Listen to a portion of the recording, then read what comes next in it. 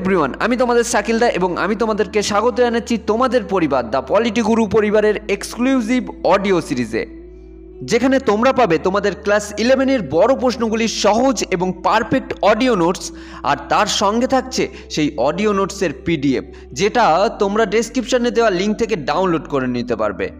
এখন পড়াশোনা হবে সহজ এবং আরও ইন্টারেস্টিং, যা তোমাদেরকে অর্ডিনারি থেকে এক্সট্রা অর্ডিনারি স্টুডেন্ট হতে সাহায্য করবে। তো চলো শুরু করা যাক।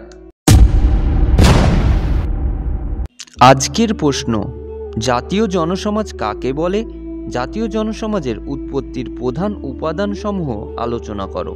উত্তর, জাতীয় জনসমাজ। বিভিন্ন রাষ্ট্রবিজ্ঞানীরা জাতীয় জনসমাজের সংজ্ঞা ভিন্ন ভিন্ন দৃষ্টিকোণ থেকে প্রদান করেছেন। যেমন জন স্টুয়ার্ট মিল এর মতে রাজনৈতিক চেতনা সম্পন্ন জনসমাজই হলো জাতীয় জনসমাজ। আবার গার্নার মনে করেন জাতীয় জনসমাজ হলো কুলগত বা অন্যান্য ঐক্যের বন্ধনে আবদ্ধ একটি জনসমাজ বা একটি অংশ।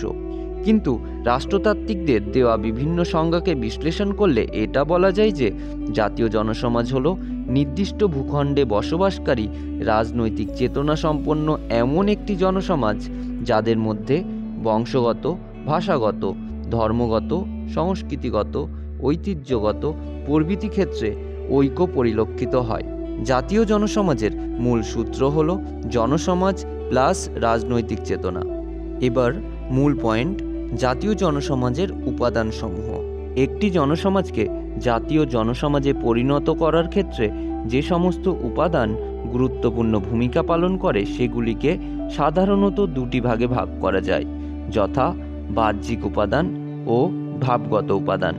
নিম্নে এগুলি সম্পর্কে বিস্তারিত আলোচনা করা হলো। পয়েন্ট, বাহ্যিক উপাদান। জাতীয় জনসমাজ গঠনের উল্লেখযোগ্য বাহ্যিক উপাদানগুলি হল: প্রথম, ভৌগোলিক ঐক্য। কোনো এক নির্দিষ্ট ভূখণ্ডে কোনো জনগোষ্ঠী দীর্ঘদিন ধরে বসবাস করার ফলে তাদের মধ্যে এক গভীর ঐক্য গড়ে ওঠে, আর এই ভৌগোলিক ঐক্য পরবর্তীতে সেই জনসমাজকে রূপান্তরিত করে জাতীয় জনসমাজে। দ্বিতীয়, বংশগত ঐক্য। অনেকে বংশগত ঐক্যকে জাতীয় জনসমাজ গঠনের এক গুরুত্বপূর্ণ উপাদান হিসেবে অভিহিত করেছেন। তাদের মতে যখন কোনো জনসমাজ নিজেদেরকে একই পূর্বপুরুষের বংশধর বলে মনে করে, তাদের মধ্যে স্বাভাবিকভাবেই একাত্মবোধ গড়ে ওঠে। তৃতীয়, ভাষাগত ঐক্য। ভাষা হলো মানুষের ভাব বিনিময়ের মাধ্যম।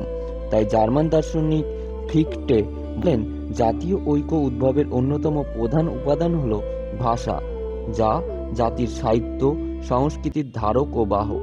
চতুর্থ, ধর্মীয় ঐক্য। একই ধর্মে বিশ্বাসী জনগোষ্ঠী তাদের একই রকম বিশ্বাসের উপর ভিত্তি করে দ্রুত ও খুব সহজে ঐক্য গঠন করে, যা জাতীয় জনসমাজ গঠনে গুরুত্বপূর্ণ ভূমিকা পালন করে। পঞ্চম, রাজনৈতিক আকাঙ্ক্ষা। জাতীয় জনসমাজ হলো এমন একটি গোষ্ঠী যারা একই আইনের অধীনে বসবাস করার ইচ্ছায় রাষ্ট্র গঠন করার ইচ্ছা প্রকাশ করে, অর্থাৎ যে জনসমাজের রাজনৈতিক আকাঙ্ক্ষা একই রকম। ষষ্ঠ, অর্থনৈতিক স্বার্থ। একই রকম অর্থনৈতিক স্বার্থ কোনো জনগোষ্ঠীর মধ্যে ঐক্য প্রতিষ্ঠা সহজ করে তোলে। যদি কোনো জনসমাজে ভিন্ন ভিন্ন অর্থনৈতিক স্বার্থের জনগোষ্ঠী বসবাস করে, তবে সেখানে কোনোভাবেই ঐক্য গঠন হতে পারে না। পয়েন্ট, ভাবগত উপাদান। বিভিন্ন রাষ্ট্রতাত্ত্বিকরা ভাবগত উপাদানকেই জাতীয় জনসমাজের প্রধান উপাদান হিসেবে চিহ্নিত করেছেন।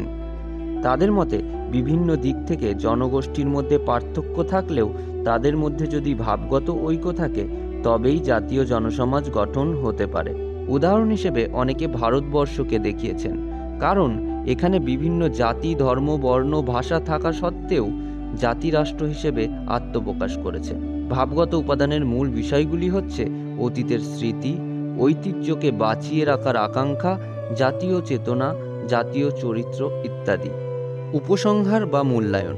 উপরিউক্ত আলোচনা থেকে এটা বলা যায় যে জাতীয় জনসমাজ গঠনে বাহ্যিক উপাদান ও ভাবগত উপাদান উভয়েই গুরুত্বপূর্ণ ভূমিকা পালন করে থাকে, কিন্তু মার্ক্সবাদীরা এটি মানতে রাজি নয়।